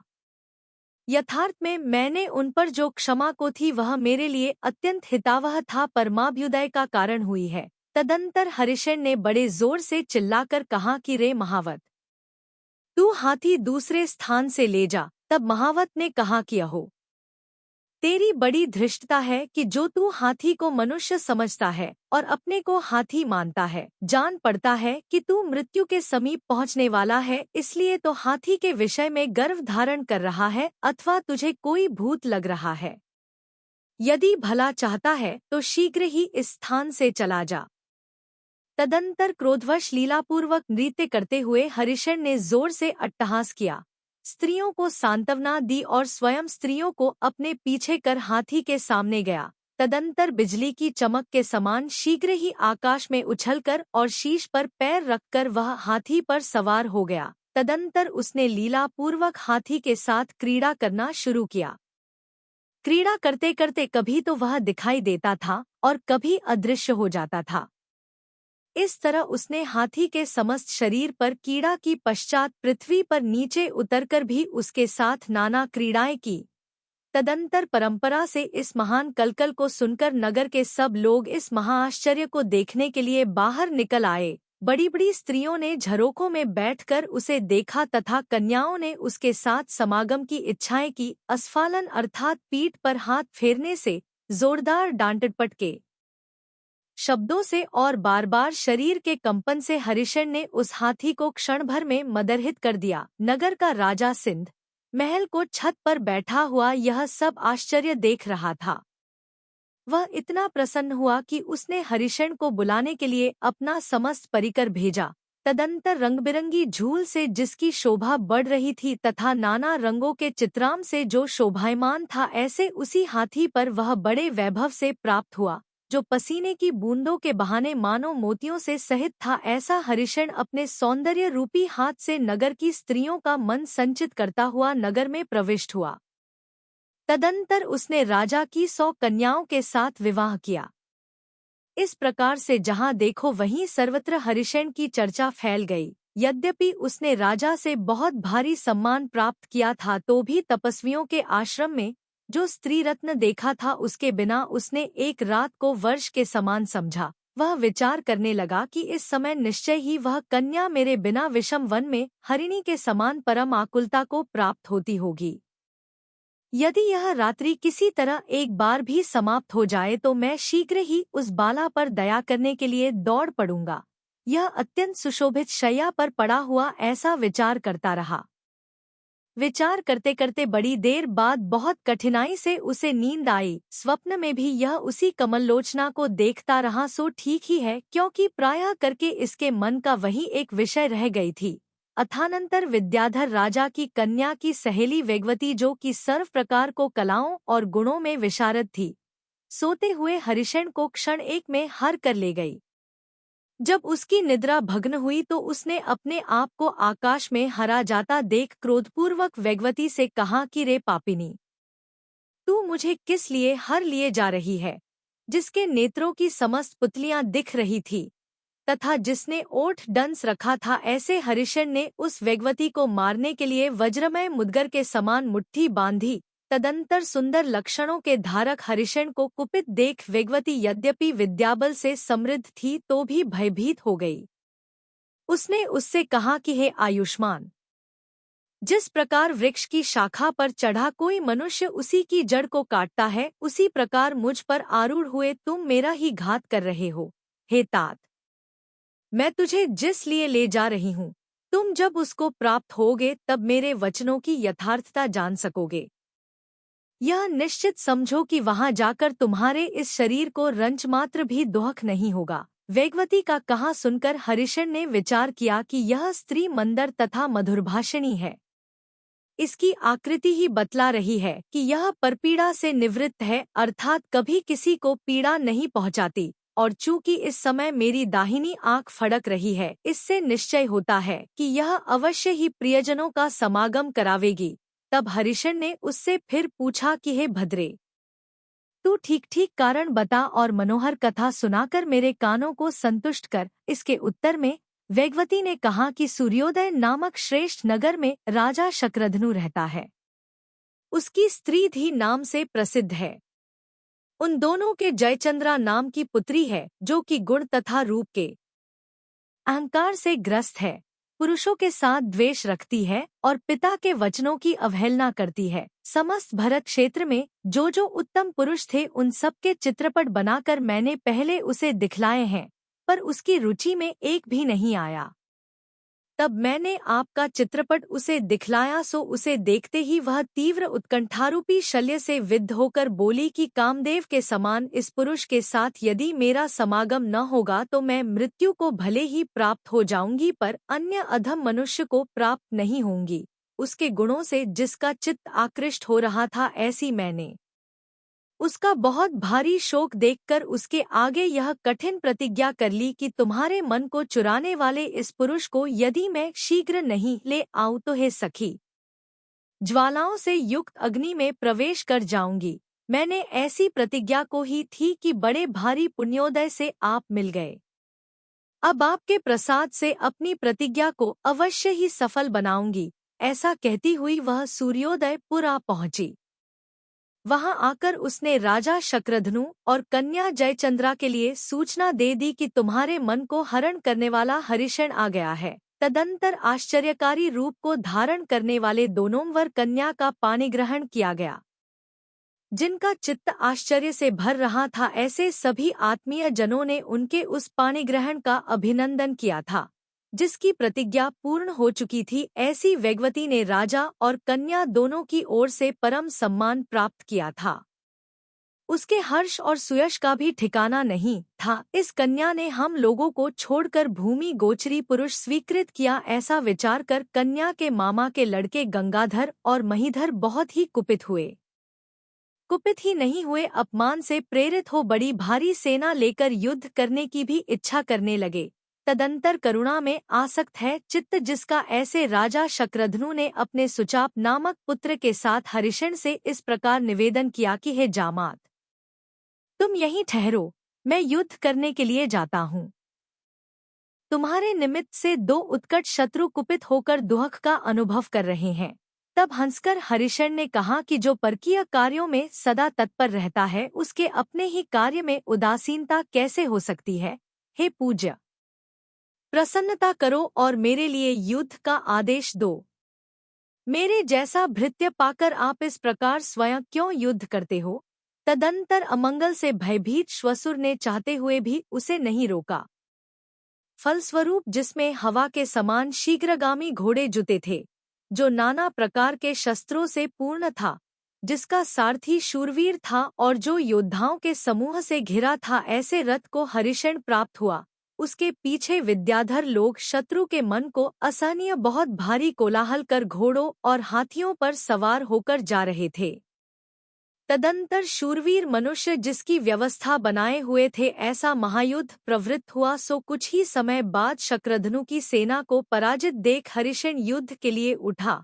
तदंतर जिस दिशा से उसका उत्तम रथ निकल जाता था उस दिशा में न घोड़ा बचता था, न हाथी दिखाई देता था, न मनुष्य शेष रहता था और न रथ ही बाकी बचता था। उसने एक साथ डोरी पर चढ़ाए हुए बाणों से शत्रु की सेना को इस प्रकार मारा कि वह पीछे बिना देखे ही एकदम सरपट कहीं पर भाग खड़ी हुई। जिनके शरीर में बहुत भारी कपकपी छूट रही थी, ऐसे भय से पीड़ित कितने ही योद्धा कह रहे थे कि गंगाधर और महीधर ने यह बड़ा अनिष्ट कार्य किया है। यह कोई अद्भुत पुरुष युद्ध में सूर्य की भांति सुशोभित हो रहा है। जिस प्रकार सूर्य समस्त दिशाओं में किरणें छोड़ता है उसी प्रकार यह भी समस्त दिशाओं में बहुत बाण छोड़ रहा है। तदंतर अपनी सेना को उस महात्मा के द्वारा नष्ट होती देख भय से ग्रस्त हुए गंगाधर और महीधर दोनों ही कहीं भाग खड़े हुए। तदंतर उसी समय पुण्योदय से रत्न प्रकट हो गए, जिससे हरिषण महान अभ्युदय को धारण करने वाला 10वां चक्रवर्ती प्रसिद्ध हुआ। यद्यपि वह चक्ररत्न से चिन्हित परम लक्ष्मी से युक्त हो गया था तो भी मदनावली से रहित अपने आप को मृग के समान तुच्छ समझता था। तदंतर 12 योजन लंबी चौड़ी सेना को चलाता और समस्त शत्रुओं को नम्रीभूत करता हुआ वह तपस्वियों के आश्रम में पहुंचा। जब तपस्वियों को इस बात का पता चला कि यह वही है जिसे हम लोगों ने आश्रम से निकाल दिया था तो बहुत ही भयभीत हुए। निदान हाथों में फल लेकर उन्होंने हरिषण को अर्घ दिया और आशीर्वाद से युक्त वचनों से उसका सम्मान किया। शतमन्यु के पुत्र जन्मेजय और माता नागवती ने संतुष्ट होकर वह कन्या इसके लिए समर्पित कर दी। तदंतर उन दोनों का विधिपूर्वक विवाहोत्सव हुआ। इस कन्या को पाकर राजा हरिशेन ने अपना पुनर्जन्म माना। तदंतर चक्रवर्ती की लक्ष्मी से युक्त होकर वह काम्पिल्यनगर आया।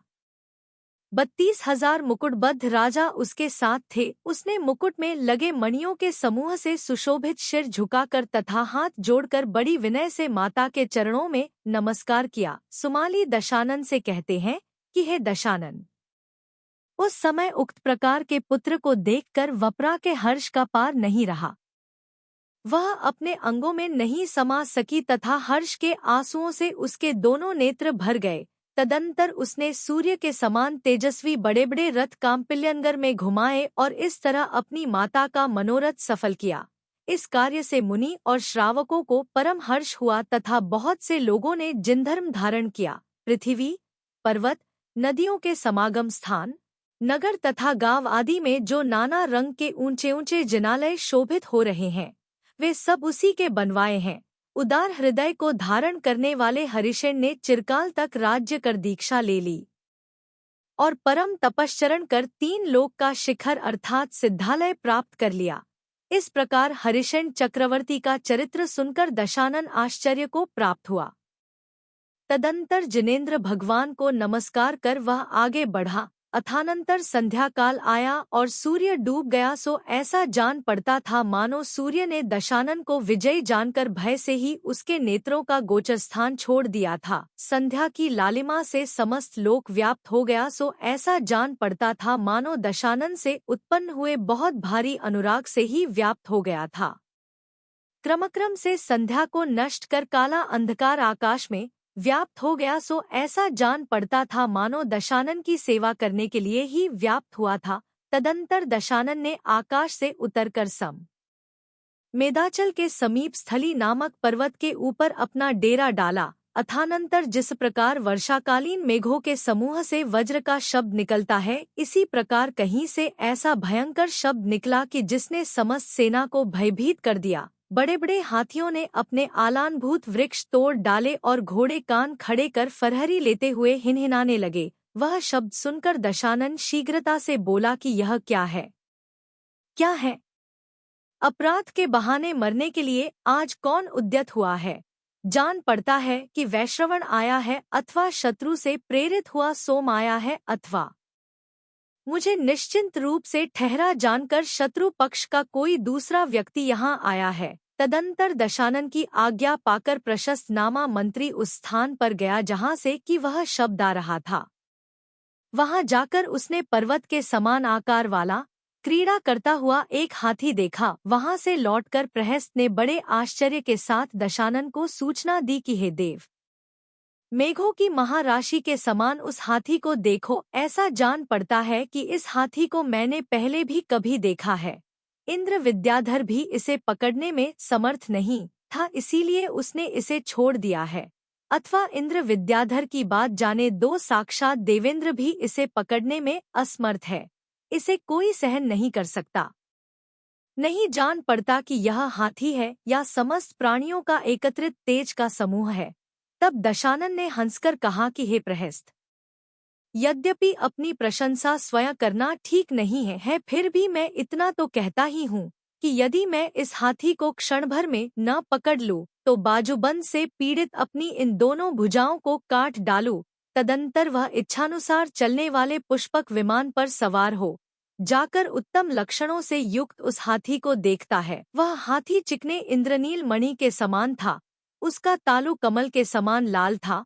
वह लंबे, गोल तथा अमृत के फेन के समान सफेद दांतों को धारण कर रहा था। वह 7 हाथ ऊंचा, 10 हाथ चौड़ा और 9 हाथ लंबा था।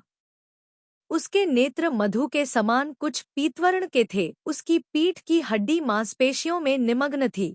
उसके शरीर का अगला भाग ऊंचा था, पूंछ लंबी थी, सूंड विशाल थी और नखरूपी अंकुर चिकने तथा पीले थे। उसका मस्तक गोल तथा स्थूल था। उसके चरण अत्यंत जमे हुए थे। वह स्वयं बलवान था। उसकी विशाल गर्जना भीतर से मधुर तथा गंभीर थी और वह विनय से खड़ा था। उसके गंडस्थल से जो मद चू रहा था उसकी सुगंधी के कारण भ्रमरों की पंक्तियां उसके समीप खिंची चली आ रही थी। वह कर्णरूपी ताल पत्रों की फटकार से बंदूभी के समान विशाल शब्द कर रहा था। वह अपनी स्थूलता के कारण आकाश को मानो निर्वकाश कर रहा था और चित्त तथा नेत्रों को चुराने वाली क्रीड़ा कर रहा था। उस हाथी को देख दशानन परम प्रीति को प्राप्त हुआ। उसने अपने आप को कृतकृत्य सा माना और उसका रोम हर्षित हो उठा। तदंतर दशानन ने विमान छोड़कर अपना परिकर मजबूत बांधा और उसके सामने शब्द से लोक को व्याप्त करने वाला शंख फूका। तत्पश्चात शंख के शब्द से जिसके चित्त में क्षोभ उत्पन्न हुआ था तथा जो बल के गर्व से युक्त था, ऐसा हाथी गर्जना करता हुआ दशानन के सम्मुख चला।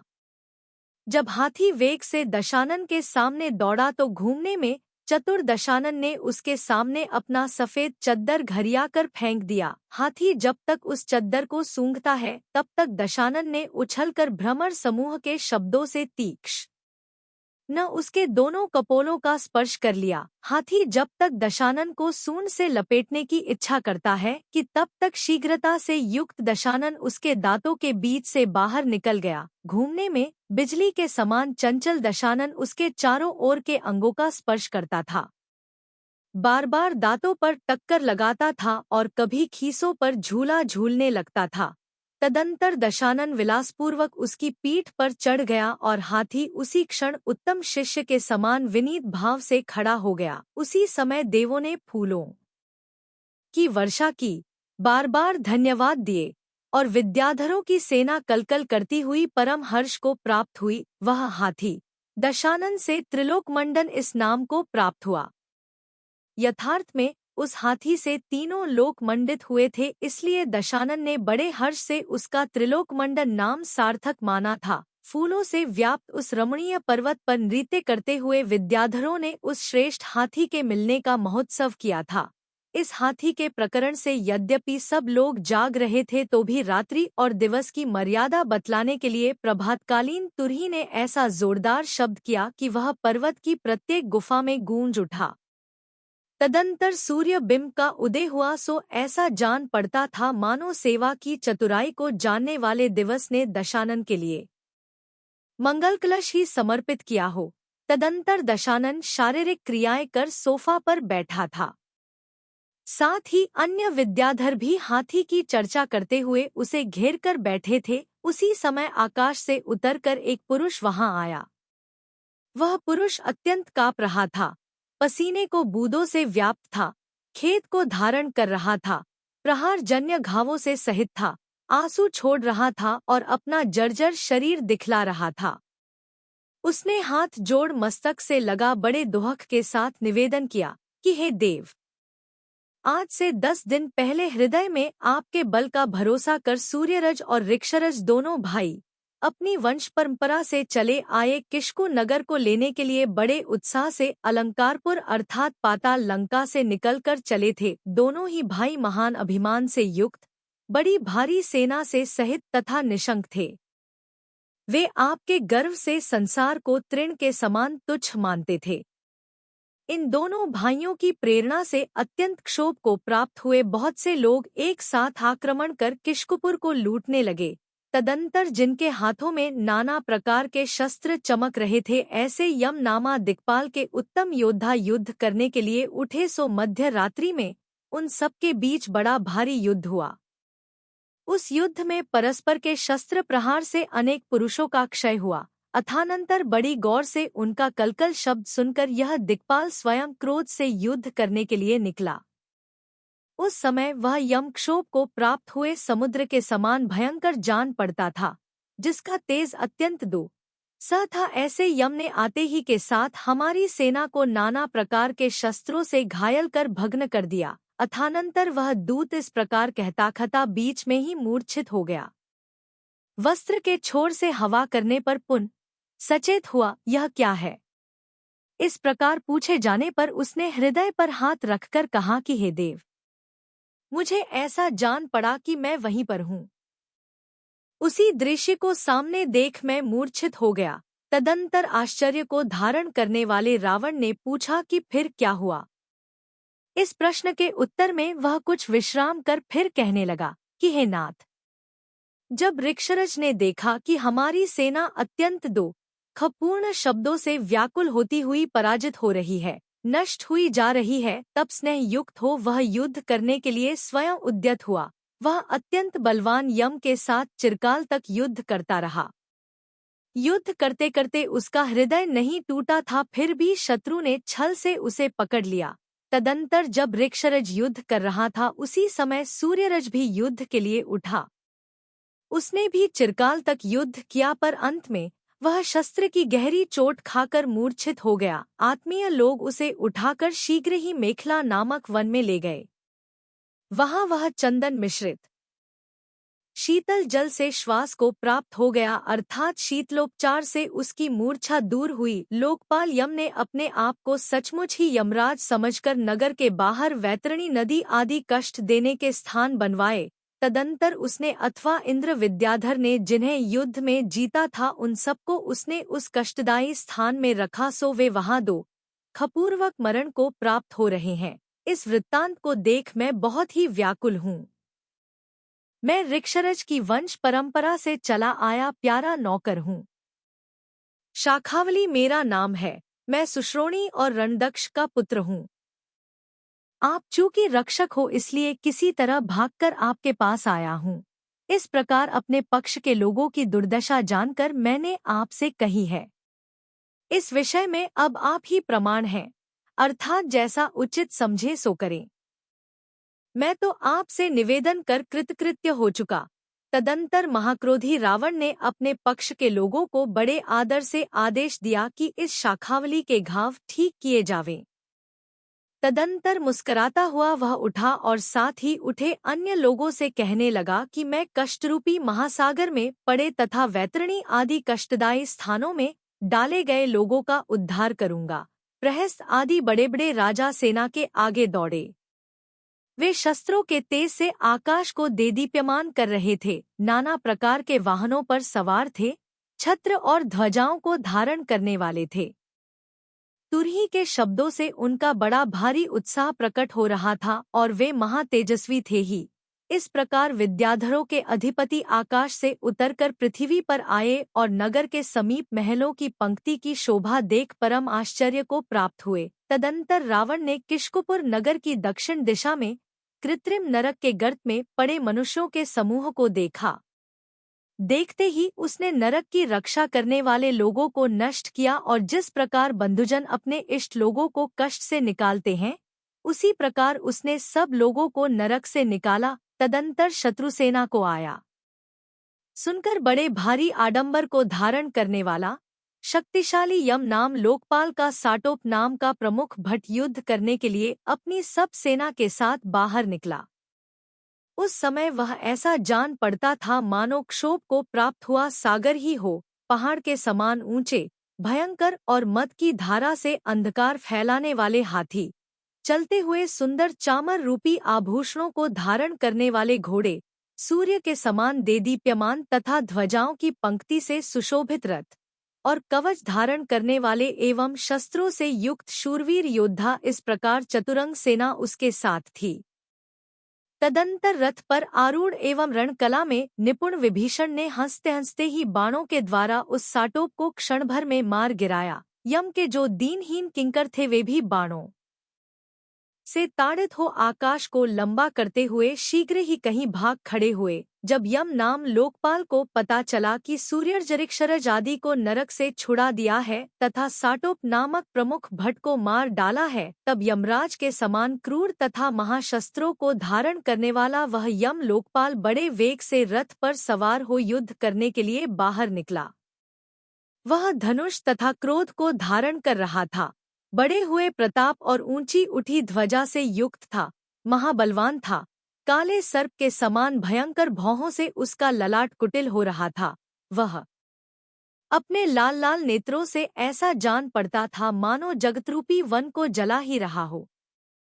अपने ही प्रतिबिंब के समान दिखने वाले अन्य सामंत उसे घेरे हुए थे तथा तेज से वह आकाश को आच्छादित कर रहा था। तदंतर यम लोकपाल को बाहर निकला देख दशानन ने विभीषण को मना किया और स्वयं ही क्रोध को धारण करता हुआ युद्ध करने के लिए उठा। साटोप के मारे जाने से जो अत्यंत देदीप्यमान दिख रहा था, ऐसे भयंकर मुख को धारण करने वाला यम ने दशानन के साथ युद्ध करना शुरू किया। यम को देख राक्षसों की सेना भयभीत हो उठी, उसकी चेष्टाएं मंद पड़ गईं और वह निरुत्साह हो दशानन के समीप भाग खड़ी हुई। तदंतर रथ पर बैठा हुआ दशानन बाणों की वर्षा करता हुआ यम के सम्मुख गया।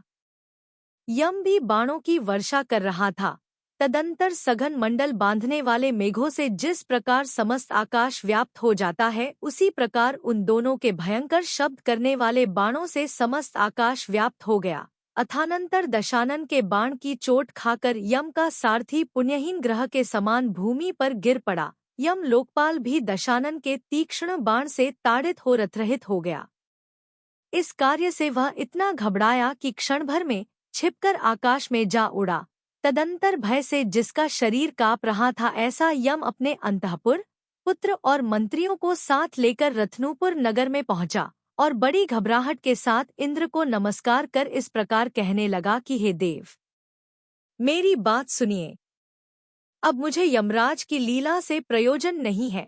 हे नाथ, चाहे आप प्रसन्न हों, चाहे क्रोध करें, चाहे मेरा जीवन हरण करें, अथवा चाहे जो आपकी इच्छा हो सो करे, परंतु अब मैं यमपना अर्थात यम नामा लोकपाल का कार्य नहीं करूंगा। विशाल तेज को धारण करने वाले जिस योद्धा ने पहले युद्ध में वैश्रवण को जीता था, उसी योद्धा दशानन ने मुझे भी पराजित किया है। यद्यपि मैं चिरकाल तक उसके साथ युद्ध करता रहा, पर स्थिर नहीं रह सका। उस महात्मा का शरीर ऐसा जान पड़ता है मानो वीर रस से ही बना हो।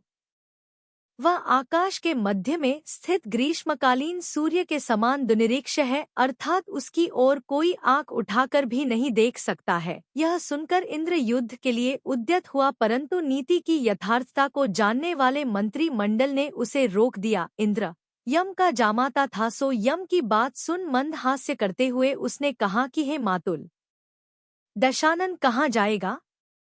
तुम भय को छोड़ो और निश्चिंत होकर इस आसन पर सुख से बैठो। इस प्रकार जामाता के वचन से शत्रु का भय छोड़कर यम इंद्र के द्वारा बतलाए हुए नगर में सुख से रहने लगा। बहुत भारी गर्व को धारण करने वाला इंद्र यम का सम्मान कर अंतःपुर में चला गया और वहां जाकर काम भोगरूपी समुद्र में निमग्न हो गया। यम ने दशानन का जो चरित्र इंद्र के लिए कहा था, तथा युद्ध में दशानन से पराजित होकर वैश्रवण को जो वनवास करना पड़ा था, ऐश्वर्य के मद में मस्त रहने वाले इंद्र के लिए वह सब क्षण भर में उस प्रकार विस्मृत हो गया जिस प्रकार की पहले पढ़ा शास्त्र अभ्यास न करने पर विस्मृत हो जाता है। स्वप्न में उपलब्ध वस्तु का कुछ तो भी स्मरण रहता है, परंतु इंद्र के लिए पूर्व कथित बात का निर्मूल विस्मरण हो गया। इधर इंद्र का यह हाल हुआ, उधर यम सुरसंगीत नामा नगर का स्वामित्व पाकर दशानन से प्राप्त हुए तिरस्कार को बिल्कुल भूल गया। वह मानता था कि मेरी पुत्री सर्वश्री अत्यंत रूपवती है और इंद्र को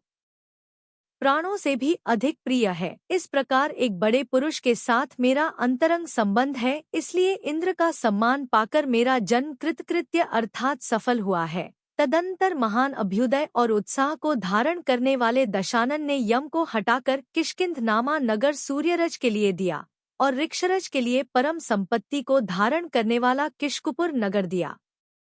इस प्रकार सूर्यरज और ऋक्षरज दोनों ही अपनाई कुल परंपरा से आगत नगरों को पाकर सुख से रहने लगे, जिनकी शोभा इंद्र के नगर के समान थी और जिनमें सुवर्णमय भवन बने हुए थे। ऐसे वे दोनों नगर योग्य स्वामी से युक्त होकर परम लक्ष्मी को प्राप्त हुए। बहुत भारी लक्ष्मी और कीर्ति को धारण करने वाले दशानन ने कृतकृत्य होकर बड़े वैभव के साथ त्रिकूटाचल के शिखर की ओर प्रस्थान किया।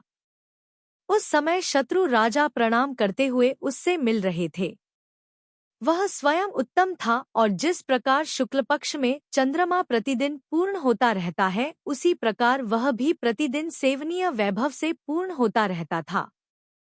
रत्नमयी मालाओं से युक्त, ऊंचे शिखरों की पंक्ति से सुशोभित, सुंदर और इच्छानुसार गमन करने वाले पुष्पक विमान पर आरूढ़ होकर वह जा रहा था।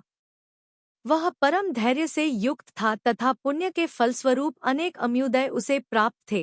तदंतर परम हर्ष को प्राप्त, नाना अलंकारों से युक्त एवं उत्तमोत्तम वस्त्र धारण करने वाले राक्षसों के झुंड जोड़ जोड़ से निम्नांकित मंगल वाक्यों का उच्चारण कर रहे थे कि हे देव, तुम्हारी जय हो, तुम समृद्धि को प्राप्त हो, चिरकाल तक जीते रहो, बढ़ते रहो और निरंतर अभ्युदय को प्राप्त होते रहो। वे राक्षस सिंह, शार्दूल, हाथी, घोड़े तथा हंस आदि वाहनों पर आरूढ़ थे, नाना प्रकार के विभ्रमों से युक्त थे।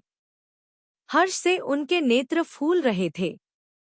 वे देवों जैसी आकृतियों को धारण कर रहे थे। अपने तेज से उन्होंने दिशाओं को व्याप्त कर रखा था। उनकी प्रभा से समस्त दिशाएं जगमगा रही थी और वे वन, पर्वत तथा समुद्र आदि सर्व स्थानों में चल रहे थे, जिसका किनारा नहीं दिख रहा था, जो अत्यंत गहरा था, बड़े बड़े ग्राम गर्मच्छों से व्याप्त था, तमाल वन के समान श्याम था, पर्वतों जैसी ऊंची ऊंची तरंगों के समूह उठ रहे थे, जो रसातल के समान अनेक बड़े बड़े नागोसर्पों से भयंकर था, और नाना प्रकार के रत्नों की किरणों के समूह से अनुरक्त स्थलों से सुशोभित था। ऐसे अनेक आश्चर्यों से युक्त समुद्र को देखते हुए वे राक्षस आश्चर्य से भर रहे थे। अहो ही आदि आश्चर्य व्यंजक शब्दों से उनके मुख बार बार मुखरित हो रहे थे। इस प्रकार अनेक राक्षस दशानन के पीछे पीछे चल रहे थे, अथानंतर जिसमें बड़ी बड़ी शालाएं देदीप्यमान हो रही थी, जो गंभीर परिखा से आवृत्त थी, जो झरोकों में लगे हुए मणियों से कहीं तो कुंद के समान सफेद, कहीं महानील मणियों के समान नील, कहीं पद्मरागमणि के समान लाल, कहीं पुष्परागमणियों के समान प्रभास्वर और कहीं गरुड़मणियों के समान गहरे नील वर्ण वाले महलों में व्याप्त थी, जो स्वभाव से ही सुशोभित थी। फिर राक्षसों के अधिपति दशानन के शुभागमन के अवसर पर आश्चर्यकारी हर्ष से भरे भक्त नागरिक जनों के द्वारा और भी अधिक सुशोभित की गई थी। ऐसी अपनी लंका नगरी में हितकारी उदार शासक दशानन ने नी शंखो इंद्र के समान प्रवेश किया। प्रवेश करते समय दशानन पर्वतों के समान ऊंचे ऊंचे हाथियों, बड़े बड़े महलों के समान रत्नों से रंजित रथों, जिनकी लगाम के स्वर्णमयी छल्ले शब्द कर रहे थे एवं जिनके आजूबाजू चमर ढोले जा रहे थे, ऐसे घोड़ों जिनके शिखर दूर तब आकाश में चले गए थे, ऐसे रंग-बिरंगे विमानों, चंद्रमा के समान उज्ज्वल छत्रों और जिनका अंचल आकाश में दूर दूर तक फहरा रहा था, ऐसी ध्वजाओं से लंका की शोभा को अत्यंत अधिक बढ़ा रहा था। उत्तमोत्तम चारणों के झुंड मंगल शब्दों का उच्चारण कर रहे थे। वीणा, बांसुरी और शंखों के शब्द से मिश्रित तुरही की विशाल ध्वनि से समस्त दिशा और आकाश व्याप्त हो रहे थे। तदंतर कुलक्रम से आगत स्वामी के दर्शन करने की जिनकी लालसा बढ़ रही थी, जिन्होंने आभूषण तथा अत्यंत सुंदर वस्त्रादि संपदाएं धारण कर रखी थी और जो नृत्य करती हुई नयनाभिराम गणिकाओं के समूह से युक्त थे, ऐसे समस्त पुरवासी जन फलों फूलों, पत्तों और रत्नों से निर्मित अर्घ लेकर बार बार आशीर्वाद का उच्चारण करते हुए दशानन के समक्ष आए। उन पुरवासियों ने वृद्धजनों को अपने आगे कर रखा था। उन्होंने आते ही दशानन को नमस्कार कर उसकी पूजा की। दशानन ने सबका सम्मान कर उन्हें विदा किया और सब अपने मुखों से उसी का गुणगान करते हुए अपने अपने घर चले गए। अथानंतर जिनकी बुद्धि कौतुक से व्याप्त हो रही थी और जिन्होंने तरह तरह के आभूषण धारण कर रखे थे, ऐसी उसकी दर्शनाभिलाषी स्त्रियों से दशानन का घर भर गया। उन स्त्रियों में कितनी ही स्त्रियां झरोखों के सम्मुख आ रही थी। शीघ्रता के कारण उनके वस्त्र खुल रहे थे और परस्पर की धक्काधूमी से उनके मोतियों के हार तथा अन्य आभूषण टूट टूट कर गिरे रहे थे। कितनी ही स्त्रियां अपने स्थूल स्तनों से एक दूसरे को पीड़ा पहुंचा रही थी और उससे उनके कुंडल हिल रहे थे। कितनी ही स्त्रियों के दोनों पैर रुंझुन करते हुए नुपुरों से झंकृत हो रहे थे। कोई स्त्री सामने खड़ी दूसरी स्त्री से कह रही थी कि हे माता, क्या देख नहीं रही हो? अरे दुर्भगे, जरा बगल में हो जा, मुझे भी रास्ता दे दे। कोई कह रही थी कि अरे भली आदमिन, तू यहाँ से चली जा, तू यहाँ शोभा नहीं देती, इत्यादि शब्द वे स्त्रियां कर रही थी। उस समय उनके मुखकमल हर्ष से खिल रहे थे। वे अन्य सब काम छोड़कर एक दशानन को ही देख रही थी। इस प्रकार यम का मानमर्दन करने वाला दशानन लंका नगरी में स्थित चूड़ामणि के समान मनोहर अपने सुसज्जित महल में अंतःपुर सहित सुख से रहने लगा। इसके सिवाय अन्य विद्याधर राजा भी देवों के समान निरंतर महा आनंद को प्राप्त हुए यथायोग्य स्थान में रहने लगे। गौतम स्वामी राजा श्रेणिक से कहते हैं कि हे श्रेणिक, जो निर्मल कार्य करते हैं उन्हें नाना प्रकार के रत्नादि संपदाओं की प्राप्ति होती है। उनके प्रबल शत्रुओं का समूह नष्ट होता है और समस्त संसार में फैलने वाला उज्ज्वल यश उन्हें प्राप्त होता है। पंचेंद्रियों के विषय सबसे प्रबल शत्रु हैं। सो जो निर्मल कार्य करते हैं उनके ये प्रबल शत्रु भी तीनों लोकों में अपनी स्मृति नष्ट कर देते हैं, अर्थात इस प्रकार नष्ट हो जाते हैं कि उनका स्मरण भी नहीं रहता। इसी प्रकार बाह्य में स्थित होने वाला जो शत्रुओं का समूह है वह भी निर्मल कार्य करने वाले मनुष्यों के चरणों के समीप निरंतर नमस्कार करता रहता है। भावार्थ, निर्मल कार्य करने वाले मनुष्यों के अंतरंग और बहिरंग दोनों ही शत्रु नष्ट हो जाते हैं। ऐसा विचार कर हे श्रेष्ठ चित्त के धारक पुरुषों, विश्वरूपी शत्रु समूह की उपासना करना उचित नहीं है, क्योंकि उनकी उपासना करने वाला मनुष्य अंधकार से युक्त नरकरूपी गर्त में पड़ता है, न कि सूर्य की किरणों से प्रकाशमान उत्तम स्थान को प्राप्त होता है। इस प्रकार आर्ष नाम से प्रसिद्ध रविशेणाचार्य निर्मित पद्मचरित ग्रंथ में दशानन का कथन करने वाला अष्टम पर्व समाप्त हुआ।